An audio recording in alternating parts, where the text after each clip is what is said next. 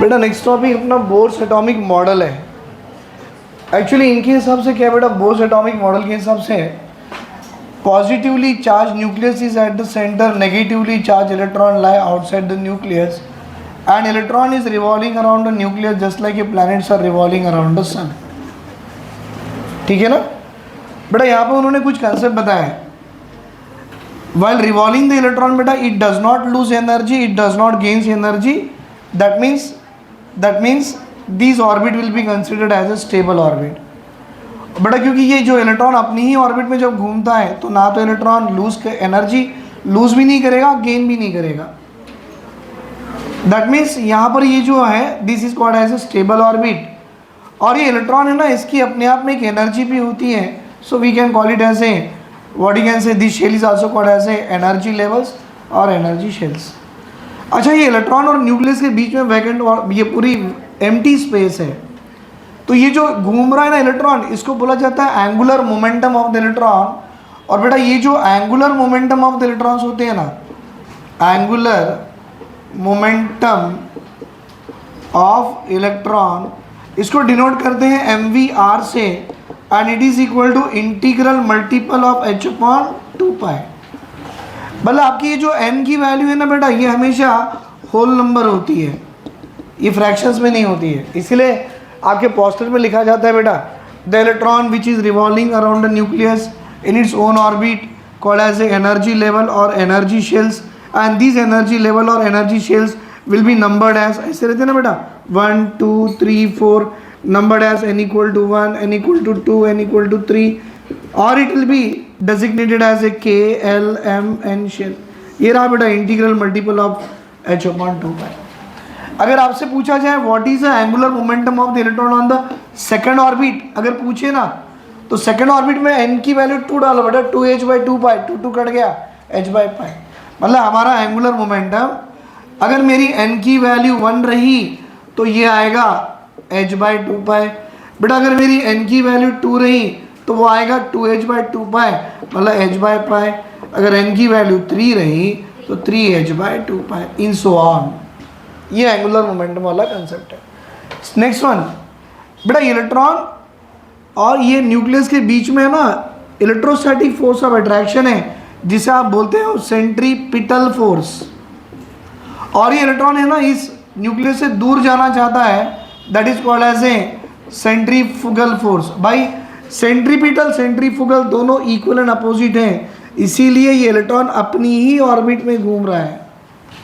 तो ये वाले टॉपिक में हमें जो कॉम्पिटिटिव एग्जाम में पूछता है ना बेटा, ये पूछता है what is a radius. Actual में रेडियस का मतलब है distance between the nucleus to electron called as a radius.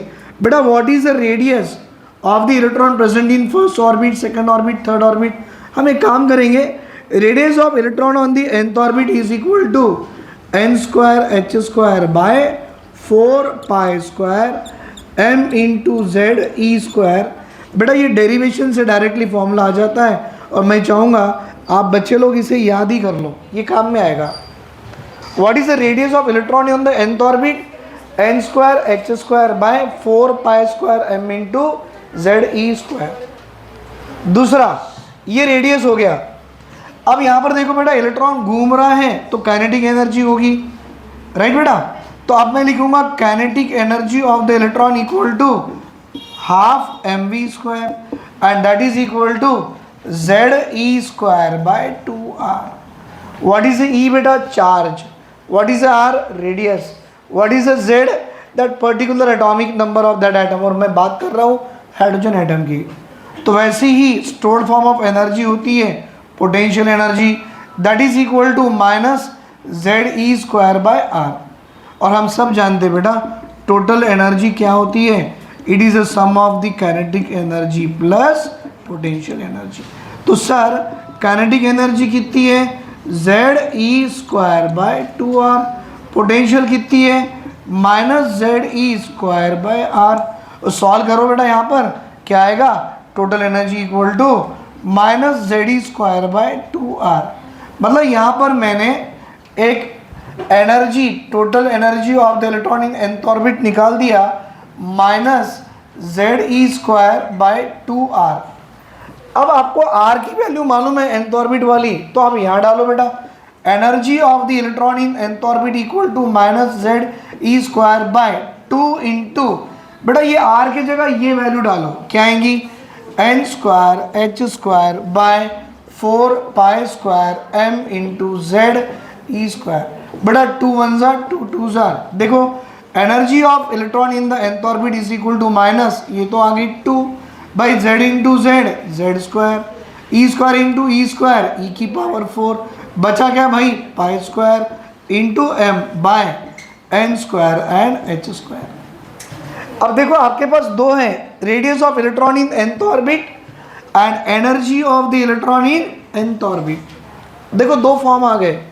अब यहाँ से आपको न्यूमेरिकल कैसे निकालनी है, सुनो बेटा, अगर मैं radius of electron in nth orbit लेता हूँ n square H square by 4 pi square M into Z E square, तो बेटा जो कांस्टेंट वैल्यू वो डाल दो, h is a Planck's constant 6.625 into 10 की power minus 34 joule second, pi की वैल्यू 3.14 की square, m is a mass of the electron, बेटा मास ऑफ द इलेक्ट्रॉन कितनी है 9.1 इंटू 10 की पावर माइनस 31 kg, इंटू ई क्या है बेटा, चार्ज ऑफ द इलेक्ट्रॉन, जानते हो चार्ज कितनी है 1.6022 इंटू 10 की पावर माइनस 19, सारी वैल्यू डाल दो, आपको आएगा radius of nth electron is equal to 0.529 n square by Z. देखो बेटा ये आ गया, और ये जो आ रही है एन स्क्वायर बाय जेड, ये जो वैल्यू आएगी that means I am getting is in the angstrom. अब एम्स्ट्रॉन में नहीं होना सर, मुझे किस में होना बेटा, सेंटीमीटर में होना, तो R n radius of electron in nth orbit equal to 0.529 into N square by Z into 10 की पावर माइनस 8 सेंटीमीटर। बेटा फिर radius of nth electron is equal to 0.529 centimetre में है ना सर, मीटर में पिकोमीटर में करा लो, 52.9 into N square by Z picometre. Conversion है बेटा ये, और ये तो आपको आता भी है, तो काम का ये है 0.529 into N square by Z angstrom, 0.529 into N square by Z into 10 की power minus 8 centimetre, 52.9 into N square by Z picometre. अब ऐसी वैल्यू सब्स्टिट्यूट कीजिए आप energy of electron in nth orbit में निकाल के देता हूँ, पहले आप ये नोट डाउन कर दो बेटा, I write the energy of electron in nth orbit in different units, यहाँ तक लिख लो आप। बेटा यहाँ तक मैंने आपको एनर्जी का फॉर्म निकाल के दिया, रेडियस ऑफ nth इलेक्ट्रॉन भी आपने निकाल लिए, और आपने सारी वैल्यू डालने के बाद radius of electron in nth orbit भी निकाले, इन एम्स्ट्रॉन, इन सेंटीमीटर, इन पिकोमीटर। सुनो यहाँ पर जो हमने अभी भी लिखा था, व्हाट इज दैट बेटा, काइनेटिक एनर्जी का फॉर्म क्या था बोलो, kinetic energy is equal to Z E square by 2r, ये पहला है। What is the potential you wrote बेटा, minus Z E square by R, और सर अभी भी आपने टोटल भी निकाले, minus Z E square by 2r। बेटा एग्जाम में ऐसे पूछता है, what is the ratio of total energy to kinetic energy, what is the ratio of total energy to potential energy. बेटा what is the ratio of kinetic energy to potential energy. सुनो, what is the total energy you are having, भाई total energy मेरे पास में है minus Z E square by 2r। बेटा ratio मतलब मैं लिख दूँ डिवाइडेड बाय, काइनेटिक कितनी है Z E square by 2r, सही है। चलो इसको करके देखेंगे, minus Z E square by 2r into 2r by Z E square. बेटा ई स्क्वायर से ई स्क्वायर कट गया, जेड से जेड कट गया, 2r से 2r कट गया, माइनस 1 बाय 1। तो बोलो बेटा इनकी रेशियो कितनी है, -1:1। अब पूछता टोटल एनर्जी और पोटेंशियल एनर्जी की रेशियो कितनी है, भाई टोटल एनर्जी होती है minus Z E square by 2r, और पोटेंशियल होती है कितनी बेटा, Z E square by R. करके देखो सर इसको भी, minus Z E square by 2r into R by Z E square, E square से ई स्क्वायर कट गया, जेड से जेड कट गया, आर से आर कट गया, -1/2, मतलब इनकी रेशो कितनी आ रही, -1:2। इज इट क्लियर बेटा? टोटल से काइनेटिक की रेशो -1:1, टोटल से पोटेंशियल की रेशो -1:2। अब पूछ रहा काइनेटिक और पोटेंशियल की रेशो कितनी है। बेटा काइनेटिक कितनी है देख लो ऊपर में, ZE²/2R, 2R बाय पोटेंशियल कितनी है, -ZE²/R। सर ये आ रही ZE²/2R into R bye -ZE², E² से E², Z से Z, R से R। बेटा 1/-2 मतलब रेशियो आ गई है 1:-2। बेटा ये ऐसे सवाल भी पूछता है एग्जाम में, रेशियोज पूछता है, kinetic with potential, total with kinetic, total with potential. लिख लो इसे। बेटा यहाँ देखो टोटल -ZE²/2R है, पोटेंशियल भी -ZE²/R है। भाई माइनस से माइनस कट गया तो यहाँ कुछ भी नहीं बचा, ZE²/2R into R bye ZE², ये सब कट गए, ये ओनली 1:2 आता है, माइनस नहीं आता बेटा, इसे करेक्शन कर लो, इट इज़ 1:2। बेटा अभी फिर से ना energy of electron in nth orbit देखेंगे, ध्यान से देखना। आपको सबसे पहले मैं radius of electron in nth orbit बताया था, that is n²h²/4π² m into ZE², ये था radius of electron in nth orbit. फिर आपको मैंने energy of electron in nth orbit बताया था, व्हाट इज दैट बेटा, total energy is equal to क्या था, काइनेटिक प्लस पोटेंशियल, और काइनेटिक प्लस पोटेंशियल आपने जब निकाले थे तब क्या आई थी बेटा, -ZE²/2 इंटू R, ये है ना, -ZE²/2 इंटू R। अच्छा ये R क्या है, radius of electron in nth orbit. बेटा इस Rn में ये वैल्यू डालो, तो पहले radius of electron in nth orbit तो अपने काम का आ गया, अब Rn की वैल्यू डालो, ये भी आ जाएगी। देखो energy of electron in nth orbit equal to -Z into E²/2 into Rn की वैल्यू क्या है भाई, n²h² इंटू 4, ये रहा π² m इंटू ZE²। अब देखो बेटा यहाँ 2 1 time 2 2s R, that is energy of electron in nth orbit equal to minus, बेटा ये 2 को बाहर ले लो, Z इंटू Z की square, E² into E² e की पावर 4, कुछ बचा भाई, yes sir, π² into m by नीचे क्या बचा बेटा, n²h। ये है energy of electron in nth orbit. अब इसमें कांस्टेंट वैल्यू क्या है देखो बेटा ध्यान से, E is the charge of electron, pi is 3.14, m is the mass of electron, कितनी 9.1 इंटू 10⁻31 kg, चार्ज कितनी है 1.6022 इंटू 10⁻19 कूलम।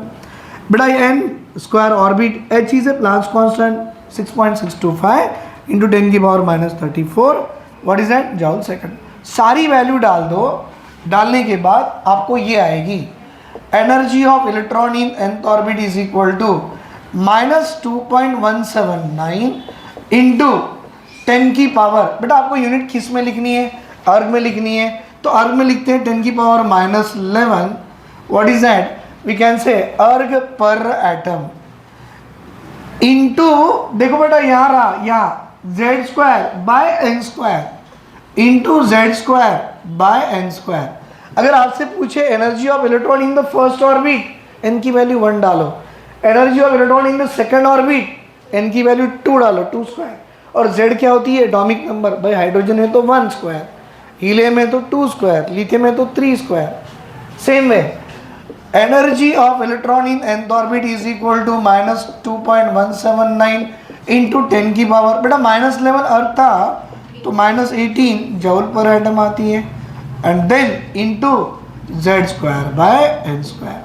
फिर से energy of electron is in the nth orbit is -13.6 eV पर एटम होती है, इलेक्ट्रॉन वोल्ट पर atom, क्या लगाते भाई, इंटू n²/z²। फिर energy of electron in nth orbit is 1312, बेटा ये kJ पर मोल है, into Z²/n²। Energy of electron in nth orbit is equal to, बेटा यहाँ पे देखो 1312 kJ हो गया ना, -313.6 किलो कैलोरी पर मोल, फिर into Z square by 10 square. ये रही बेटा 5 different units of the energy of electron in nth orbit, right. मतलब कन्वर्शन में कभी पूछे ना 1 eV कितनी होती है, तो 1.6022 इंटू 10 की पावर -19 कूलम या -19 जॉल, ये होगी conversion of 1 eV into joules. Is it clear बेटा?